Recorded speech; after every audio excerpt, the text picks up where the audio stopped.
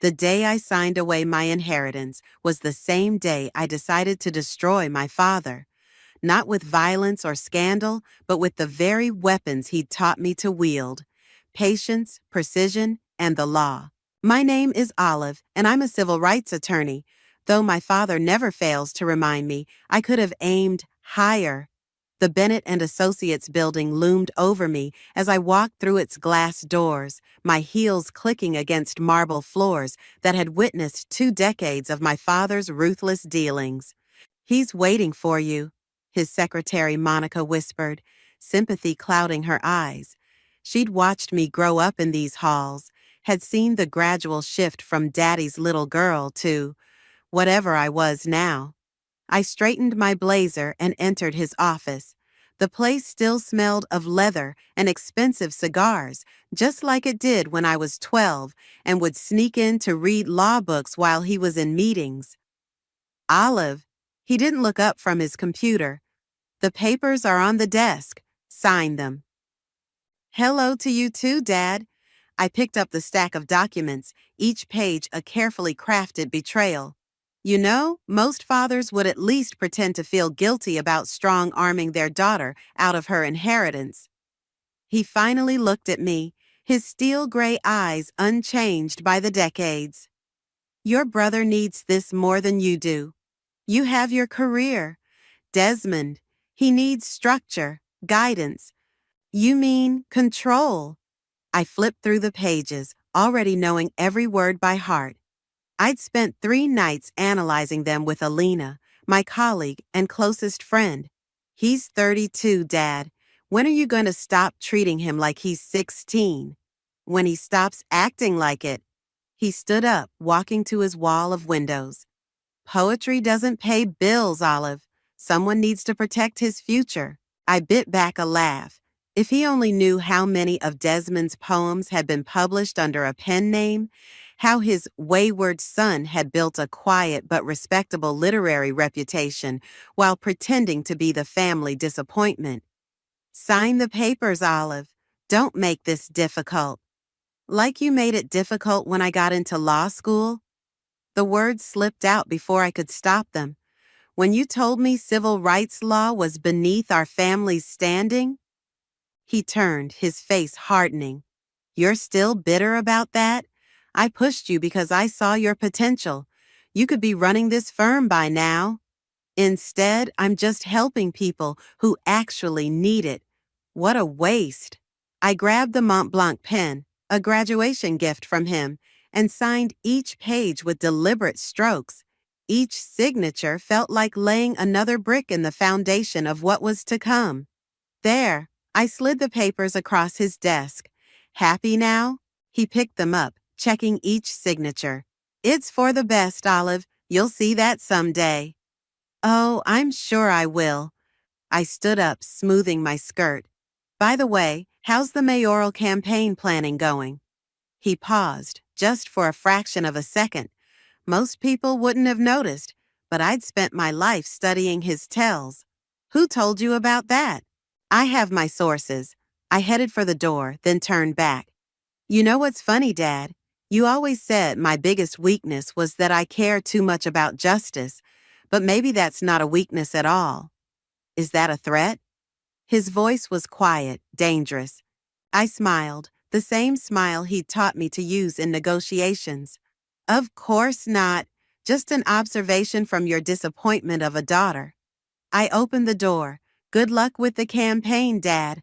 I'm sure all sorts of interesting things will come to light during the vetting process." "Olive?" His voice stopped me. "Don't do anything foolish." "I learned from the best, Dad. Everything I do is carefully calculated." I closed the door behind me, nodding to Monica as I passed. My phone buzzed as I reached the elevator. A text from Desmond. "Did you do it?" "Yes," I typed back. "Phase 1 complete. You still in?" His response came quickly. "All the way, sis. He'll never see us coming." I smiled as I stepped into the elevator, remembering the night 2 months ago when I'd found Desmond in his apartment, surrounded by papers and empty whiskey glasses. He'd shown me everything: The offshore accounts, the falsified documents, the trail of corruption our father had built his empire on. We'd stayed up until dawn, plotting and planning, two siblings finally united in purpose. The elevator doors opened to the lobby, and I walked out into the sunshine. My father thought he'd won today, thought he'd put his rebellious daughter in her place while securing his golden boy's future. He had no idea that his carefully constructed world was about to unravel thread by thread, law by law. I pulled out my phone again, dialing Alina's number. "Hey," I said when she answered. "It's done. Time to move to phase 2. "You sure about this?" she asked. I looked back at the building bearing my family's name. More sure than I've ever been about anything. The game was on, and I intended to win. Desmond's apartment always smelled like coffee and old books. I found him on his balcony that evening, cigarette in one hand, notebook in the other. The city lights sparkled below us like fallen stars.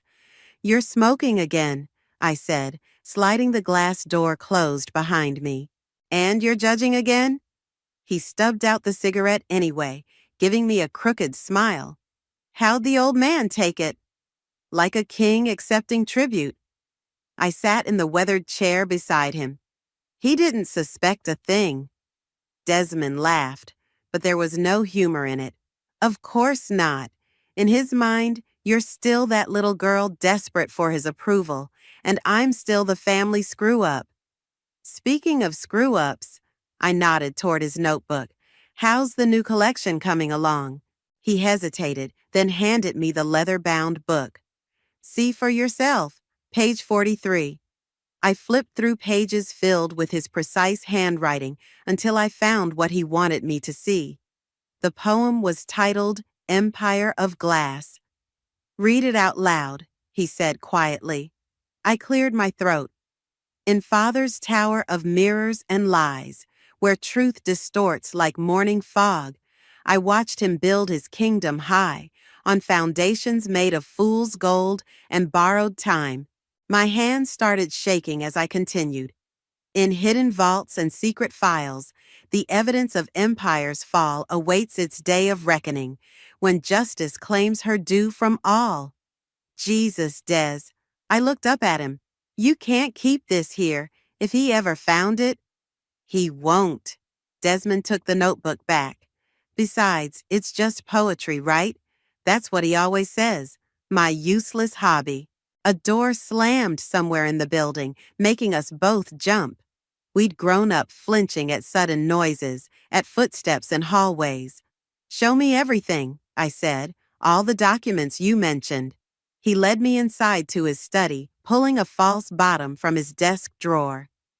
Took these from his office over the last year. Whenever he'd call me in for one of his career guidance sessions, I'd wait until he stepped out and photograph whatever I could find. The stack of papers he handed me was devastating. Fake invoices, doctored financial statements, evidence of bribes paid to city officials. My father's fingerprints were all over them, metaphorically, if not literally. This is why he's pushing for the inheritance transfer, I realized. He needs clean money for his campaign, money that can't be traced back to all this. Bingo. Desmond poured us both a whiskey. The prodigal son and the dutiful daughter, publicly supporting their father's bid for mayor with their legitimate inheritance. It's a perfect story. Too perfect. I took a sip, letting the alcohol burn away my hesitation. "We need more. These documents are a start, but we need someone on the inside." Desmond's eyes lit up. "What about Maria? She's been on the board forever, and she was Mom's best friend before." He didn't finish the sentence. He didn't need to. We both remembered the car accident that took our mother 12 years ago, and the way our father had seemed more inconvenienced than grieving. "Maria might help," I said slowly. "She never remarried after her husband died. Dad helped her keep her board seat when others wanted her out. She owes him." Exactly why she might want to settle that debt. Desmond grabbed his phone. "She always liked me, Let me set up a lunch with her. I watched him text, noting how his hands shook slightly. You okay with all this? It's not too late to back out. He looked up, and for a moment I saw the little boy who used to crawl into my bed during thunderstorms. Remember what Mom used to say? The truth always rises like cream to the top. Yeah, I whispered. I remember. Well, I'm tired of watching Dad skim off that cream and leave nothing but sour milk behind. He showed me Maria's response. Lunch tomorrow, 1 p.m. usual place. We're doing this, Olive. For Mom. For us. My phone buzzed. A text from Alina. Meeting set with Wyatt for tomorrow morning. He's interested. Wyatt's in, I told Desmond. If we can get Maria too, we will. He walked me to the door. Hey, Olive. Thanks for not giving up on me, even when I was trying my best to be exactly what Dad said I was. I hugged him, breathing in the familiar scent of coffee and tobacco. You're my little brother. That doesn't change, no matter what. As I drove home that night, I thought about Desmond's poem. Our father had built his empire on glass and lies, thinking himself untouchable in his tower of mirrors. But he'd forgotten one crucial thing. Mirrors can be shattered, and when they break, they cut deep. I pulled into my driveway just as another text came through from Desmond. Found more files, big ones. Come by tomorrow after Maria? Will do, I replied. Sweet dreams, poet. His final message made me smile. Justice never sleeps, sis. Neither do we. The press conference room at Bennett and Associates buzzed with anticipation. I stood at the back, watching my father work the crowd like a master conductor. Every smile, every handshake was perfectly choreographed. My fellow citizens, he began, his voice carrying that practiced warmth he'd perfected over decades. Today, I'm announcing my candidacy for mayor of our great city. Cameras flashed. Reporters leaned forward. I caught Desmond's eye across the room. He was playing his part perfectly, the prodigal son in an expertly tailored suit. With the full support of my family, my father continued gesturing to us, I pledge to bring integrity, transparency, and progress to City Hall. I felt bile rise in my throat but maintained my camera-ready smile. Beside me, Alina squeezed my arm gently, a reminder to stay calm. Mr. Bennett, a reporter stood up. Your children's inheritance was recently restructured. Any connection to campaign financing? My father's smile didn't waver. My family's private financial decisions are exactly that, private, but I can assure you that everything has been handled with complete transparency and legality. I watched Maria shift uncomfortably in her seat. She'd agreed to meet Desmond for lunch, but seeing her reaction now, I wondered if we might have more leverage than we thought. The questions continued for another 20 minutes. I counted 3 times my father lied outright, and 6 times he dodged with carefully worded non-answers. When it was over, he beckoned Desmond and me to his office. Well done, both of you, he said, pouring himself a scotch. Desmond, that suit was the right choice. Olive, try to smile more next time. You looked severe. Wouldn't want to tarnish your image of perfection, I muttered. He set his glass down hard. Don't start. This campaign is crucial for all of us. The connections we'll make, the opportunities, the bribes we'll take. The words slipped out before I could stop them. His face darkened. Careful, Olive. Very careful. Desmond stepped between us. She's just tired, Dad. We all are. Maybe we should call it a day? Fine. Our father waved us away. But remember, from now on, everything you do reflects on this campaign. Everything. In the elevator, Desmond let out a shaky breath. That was close. Too close, I agreed. Did you see Maria? Yeah, she's nervous. Meeting her in an hour. I checked my phone. 3 missed calls from Wyatt. Keep me posted. I need to see Wyatt. I found him in his office across town, surrounded by financial reports. My old mentor looked up as I entered, his face grave. "Close the door," he said. I did. "What did you find?" "It's worse than we thought." He spread out several documents. "Your father's been running a sophisticated scheme through the firm. Client money disappearing into shell companies, reappearing as clean political donations. Can we prove it?"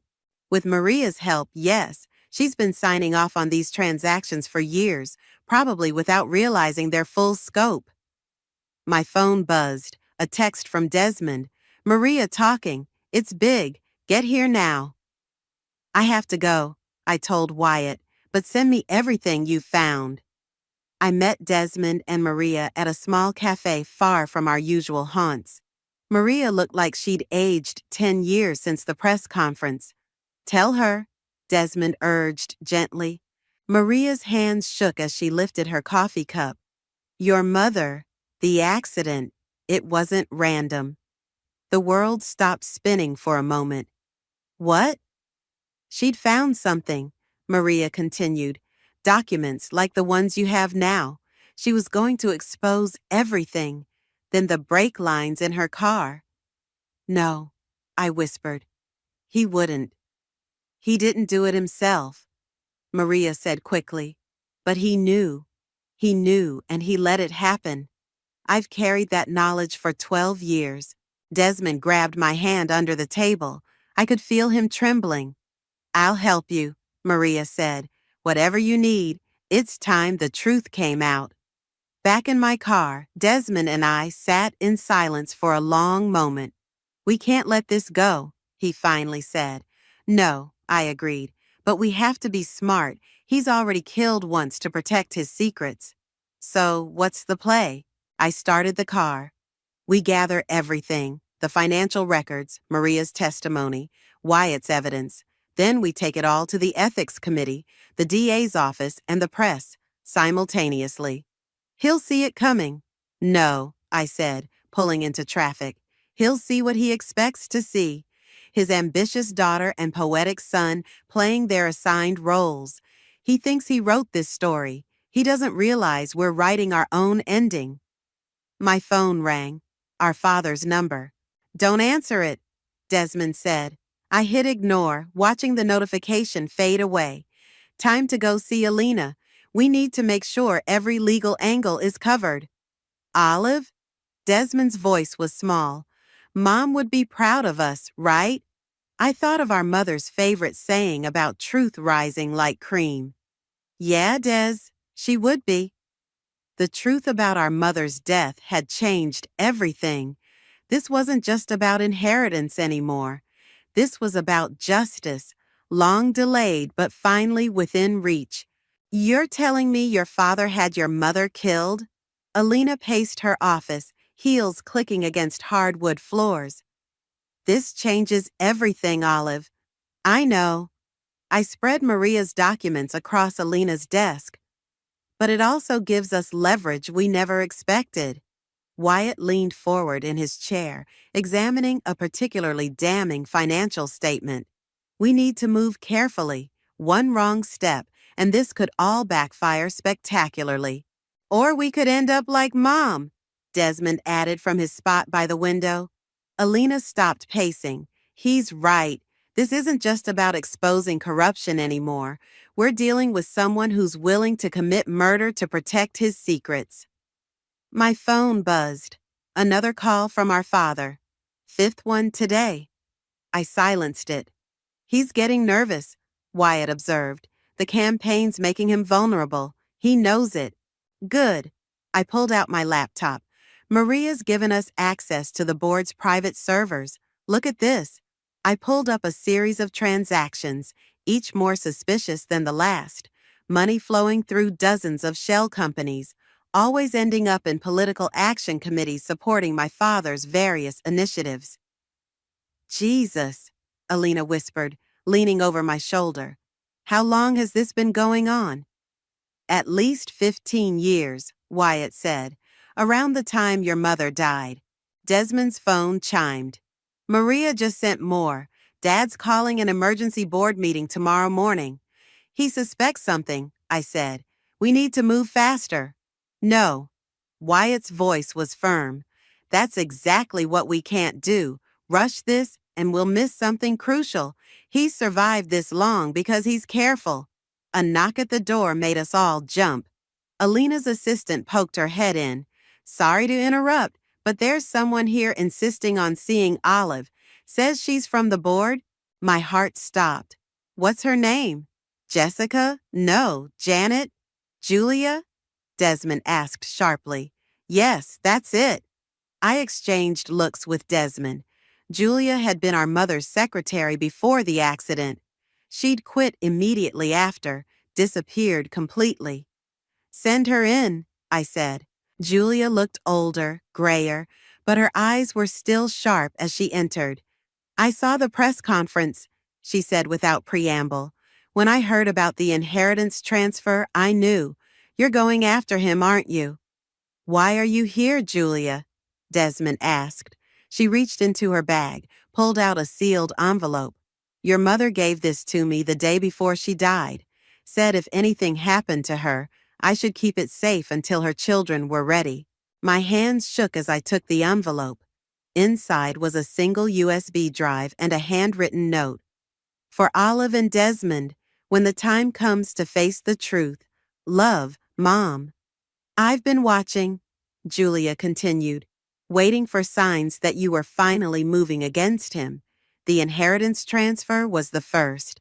The campaign announcement confirmed it. What's on the drive? I asked.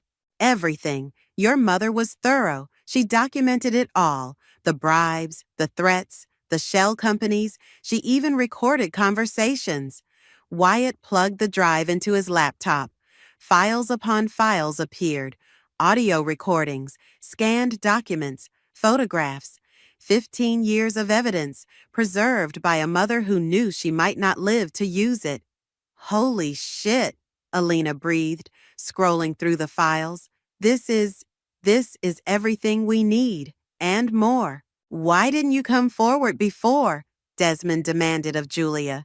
Your mother's note said to wait until you were ready, until you started moving against him yourselves. She stood up. I should go. He still has people watching me. Wait, I called as she reached the door. Did you know what he was going to do to her? Julia's eyes filled with tears.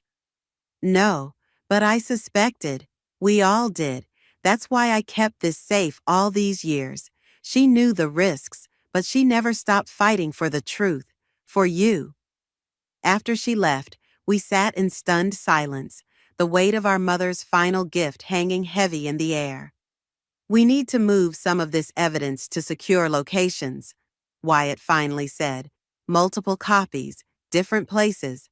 I'll handle that, Alina offered. I have contacts who can help. My phone buzzed again, a text this time. Olive, my office, 8 a.m. tomorrow, non-negotiable. Dad. He's making his move, Desmond said, reading over my shoulder. Good, I stood up, gathering the documents. Let him. Everything's different now. Mom made sure of that. Olive, Wyatt warned, don't get cocky. He's still dangerous. I know. I looked at the team we'd assembled, my brother, my best friend, my mentor, and now my mother's final act of protection. But so are we. We worked late into the night, organizing evidence, planning our next moves. Mom's files filled in every gap in our case, provided context for every suspicious transaction we'd uncovered. Tomorrow, I'd face my father across his desk one more time. But now I had something he didn't expect, a mother's love, reaching across years to deliver justice. Ready for tomorrow? Desmond asked as we finally prepared to leave. I thought of Mom, of her courage, of her faith in us. More than ready. It's time to end this. 8 a.m. found me in my father's office, watching him read through campaign briefings as if I wasn't even there. The morning sun cast long shadows across his desk, highlighting the silver in his hair. You've been avoiding my calls. he said finally, not looking up. I've been busy. Too busy for family dinner tonight? Your brother's coming. Maria, too. I kept my face neutral, though my heart raced. Wouldn't miss it. He set down his papers, fixing me with that penetrating stare that used to terrify me as a child. What's going on with you and Desmond? Nothing's going on. Don't lie to me. He stood up, walking to his wall of windows. You two have been meeting secretly, having whispered conversations, drawing my board members into your little conspiracy. Paranoid much, Dad? He turned sharply. You think I don't have eyes everywhere? That I don't know about your meetings with Wyatt? With Alina? They're my friends, my colleagues. They're threats to everything we've built. He moved closer, his voice dropping. Just like your mother was. The air left my lungs. What did you just say? You heard me. His eyes were cold, calculating. Your mother never understood the necessity of certain arrangements. She let her morality blind her to the bigger picture. I see the same weakness in you.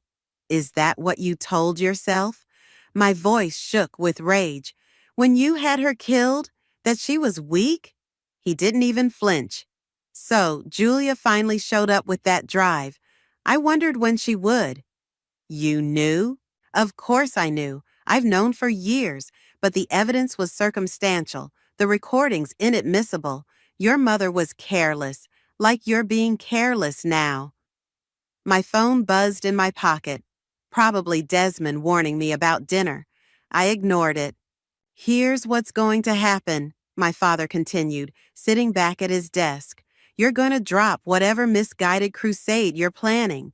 You and Desmond will publicly support my campaign. In return, I'll restore your inheritance, double it even. And if I refuse? He smiled, the same smile I'd seen in photographs with business partners who later committed suicide or disappeared.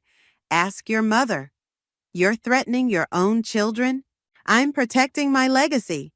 He picked up a pen, started signing documents. You have until dinner tonight to decide.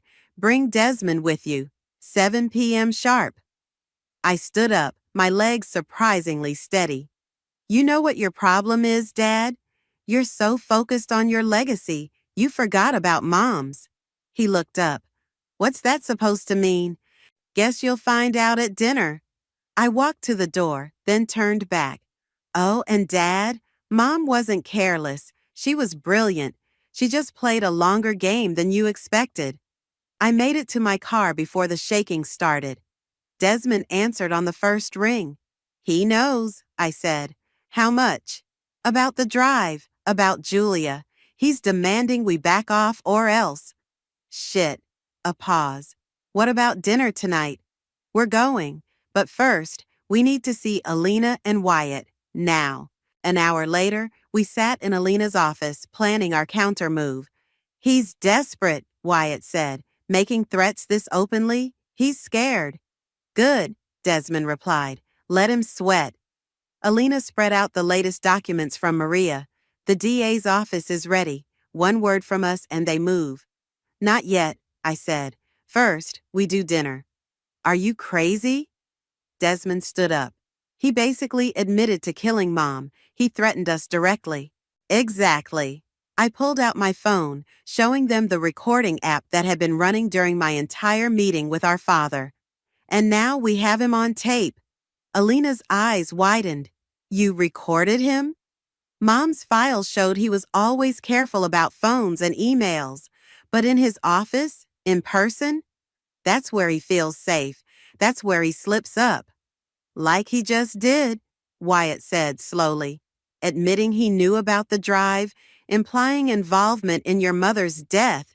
It's not enough for a conviction, Alina cautioned, but combined with everything else, it's enough to scare him, I finished. At dinner tonight, we let him think he's won. Then tomorrow morning, we end this, Desmond said firmly. My phone buzzed again, a text from Maria. Your father's called an emergency board meeting for tomorrow morning. First item on the agenda, removing me from the board. Perfect timing, I said, showing them the message. He's making all the moves we expected. You really think this will work? Desmond asked. I thought of our mother, meticulously gathering evidence even as she knew what it might cost her. Mom believed in justice enough to die for it. The least we can do is live for it. 7 p.m., Alina reminded us. Be careful. Always am, I said, gathering my things. After all, I learned from the best. Dad? Desmond asked. No, I smiled. Mom. The dining room at my father's house felt like a stage set for a Greek tragedy. Crystal glasses caught the chandelier light, casting prism shadows across the white tablecloth. Maria sat to my father's right, her face a careful mask. Desmond and I took our usual places across from each other. Wine? My father lifted a bottle of expensive Bordeaux. Please, I said, watching him pour. His hands were steady. They'd always been steady, even when delivering the news of Mom's death. Now, he said, setting down the bottle, shall we discuss your decision? Actually, Desmond spoke up, I'd like to read something first. He pulled out his notebook. Our father sighed. Must we? It's short, Desmond assured him. I wrote it specially for tonight. Maria gripped her wine glass tighter as Desmond began to read. In Mother's garden, roses bloom, where secrets lie beneath the loam. Truth plants its seeds in darkness deep, until the day they break for home. The silence that followed was deafening. Interesting choice of subject, our father said quietly. Your mother's garden died with her. Did it? I asked. Or did it just go dormant, waiting for the right time to bloom?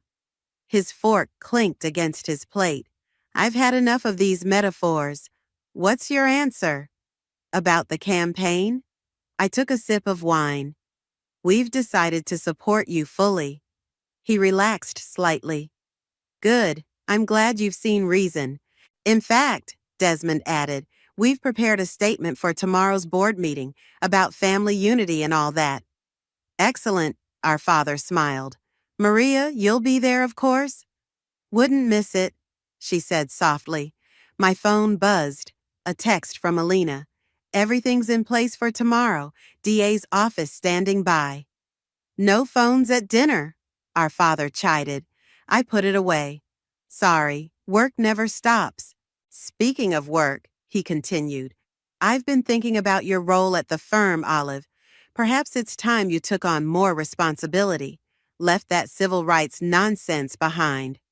Like Mom left her principles behind? The words slipped out before I could stop them. His face hardened. Your mother made her choices. Did she? Desmond's voice was sharp. Or did you make them for her? Careful, son. Or what? I leaned forward. Her brake lines might fail, too. Maria's wine glass shattered in her hand, red liquid spreading across white linen like blood. Oh, dear, she said, standing quickly. I should clean up. Sit down, Maria. Our father's voice was steel. All of you, sit down. We sat. Now listen carefully, he continued. Tomorrow's board meeting is crucial. The campaign announcement follows immediately after. You will all play your parts perfectly. No poems, no accusations, no clever little hints about the past. Am I clear? Crystal, I said, meeting his gaze. We know exactly what's expected of us. Good. He dabbed his mouth with a napkin. Now, who's ready for dessert? Later, in the driveway, Desmond grabbed my arm. Did you see his face when I read the poem? Yeah, he knows we know. Think he suspects about tomorrow? No. I look back at the house. His ego won't let him imagine we could actually hurt him. My phone buzzed again. Wyatt this time. Media alert prepared. Waiting for your signal. Everything's ready, I told Desmond. Alina has the legal documents. Wyatt has the press release. Maria has the board presentation. And the DA has Mom's files. What if he runs? He won't. I got into my car. He thinks he's untouchable. That's always been his weakness. Olive? Desmond leaned in through the window. What if?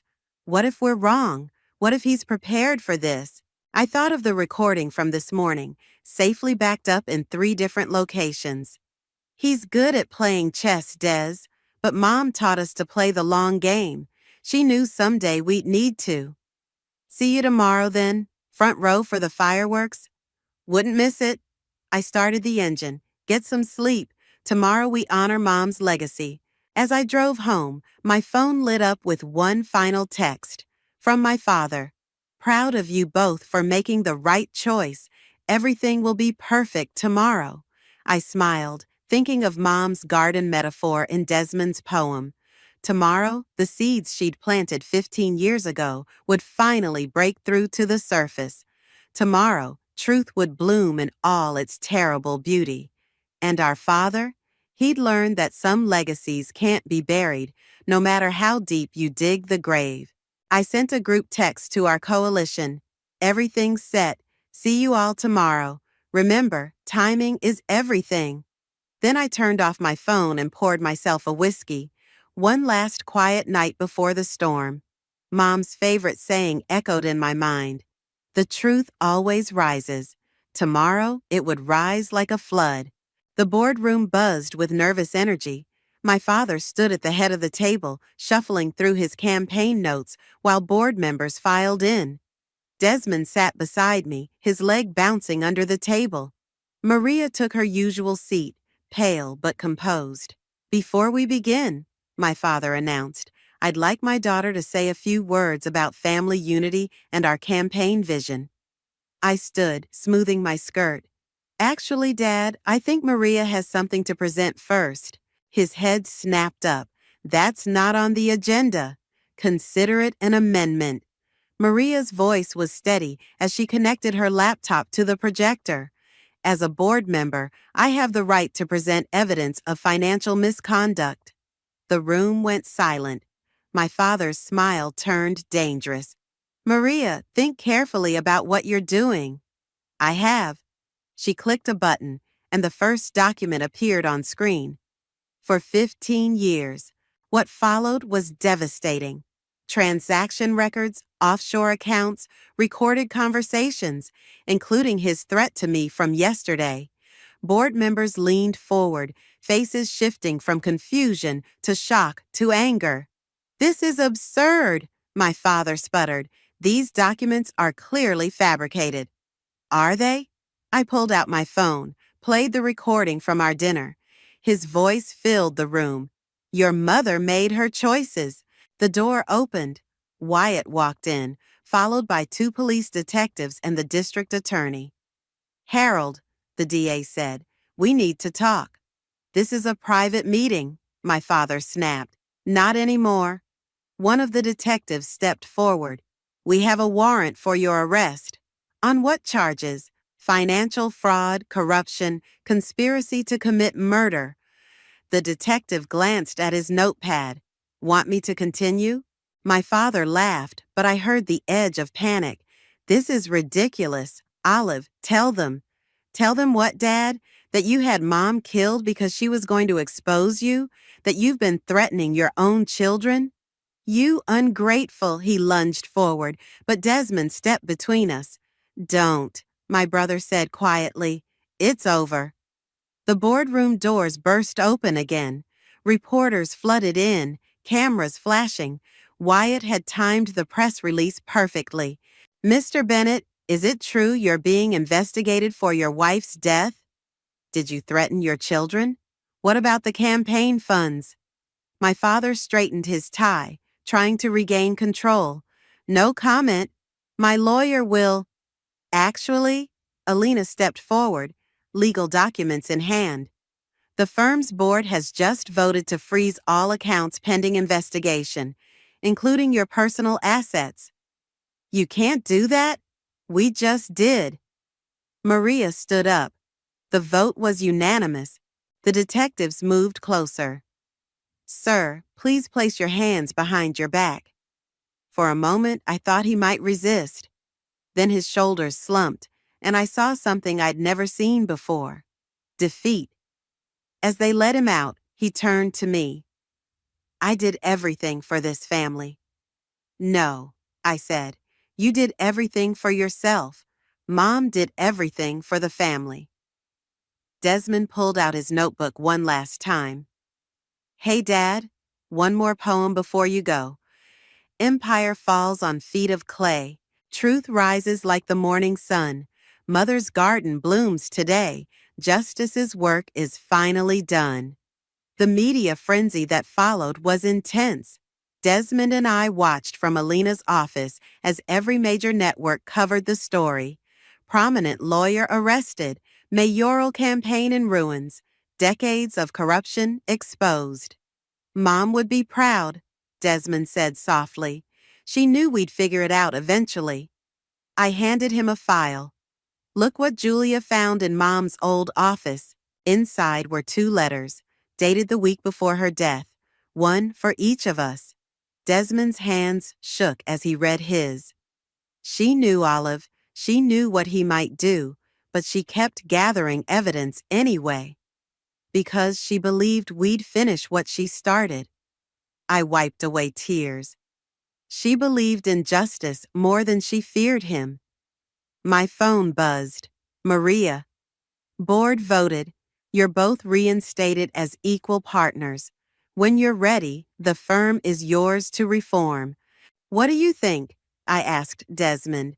Ready to help me turn Dad's empire into something Mom would be proud of? He smiled. Think they'll let me add a poetry division? A knock at the door, Wyatt with more news. DA wants to meet. They're offering your father a deal, but they need your statements first. Tell them we'll be there. I stood up, gathering our mother's letters. But first, Desmond and I have somewhere to go. We drove to the cemetery in silence. Mom's grave was simple, elegant, everything she'd been in life. We laid fresh roses, and Desmond read his poem one more time. We did it, Mom, I whispered. Your garden's blooming again. As we walked back to the car, Desmond grabbed my hand. What now, sis? I thought of all the work ahead, reforming the firm, rebuilding our family's legacy, ensuring justice was served. Now, we make sure the truth stays in the light where it belongs. Together? Together.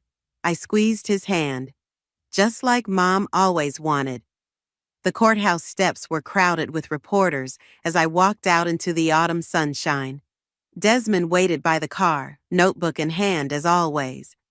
25 years, he said as I approached. Think it's enough? For fraud and conspiracy? Yes. I loosened my court attire scarf.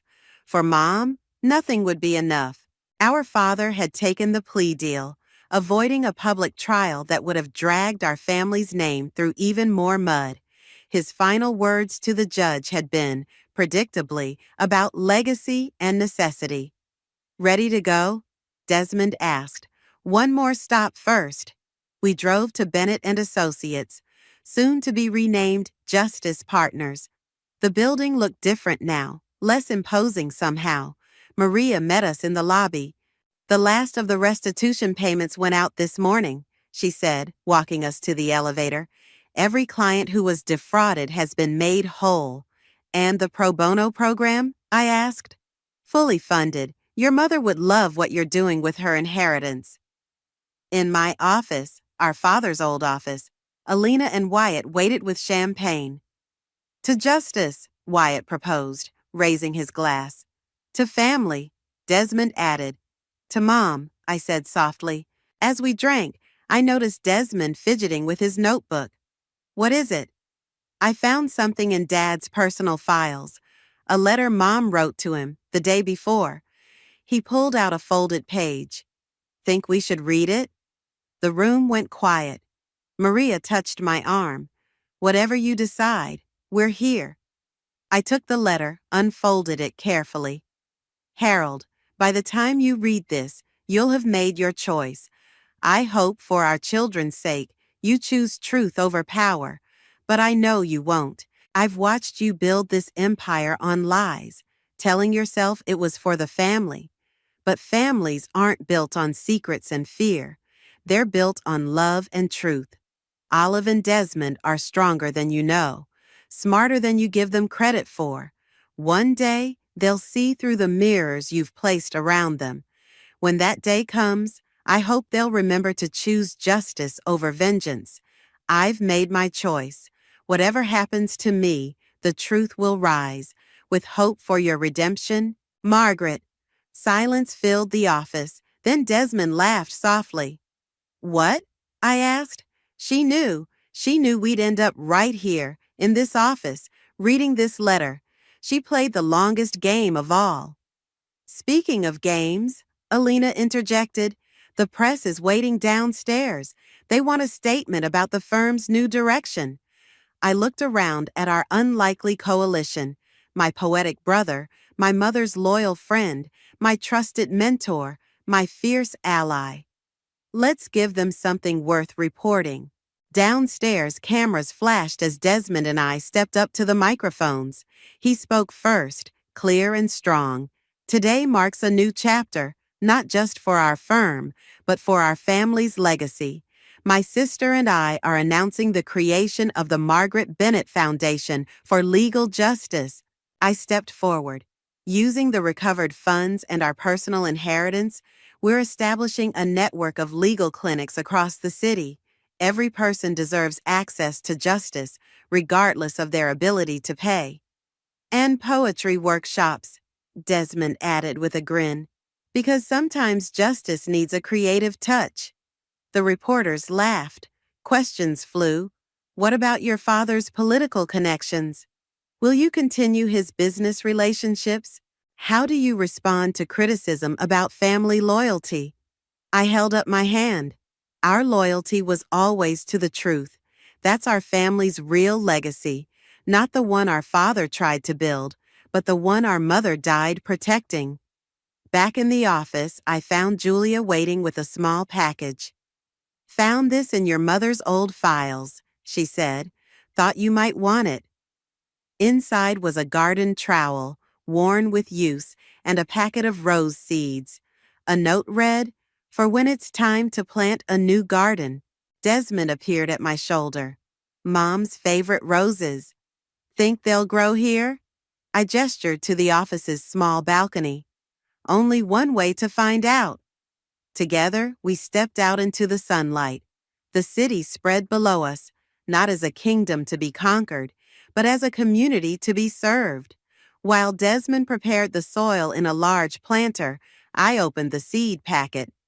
You know, he said, Dad always said you can't build a legacy on ideals. Dad was wrong about a lot of things. I planted the first seed. Mom knew better. She did, Maria said from the doorway, and so do you. I looked at the tiny seeds in my palm, so small yet containing so much potential, like truth, like justice, like love. Ready to grow something new? I asked Desmond. He smiled, taking a handful of seeds. Together. And there, high above the city our father had tried to own, we planted our mother's roses, seeds of truth in soil nourished by justice, waiting to bloom.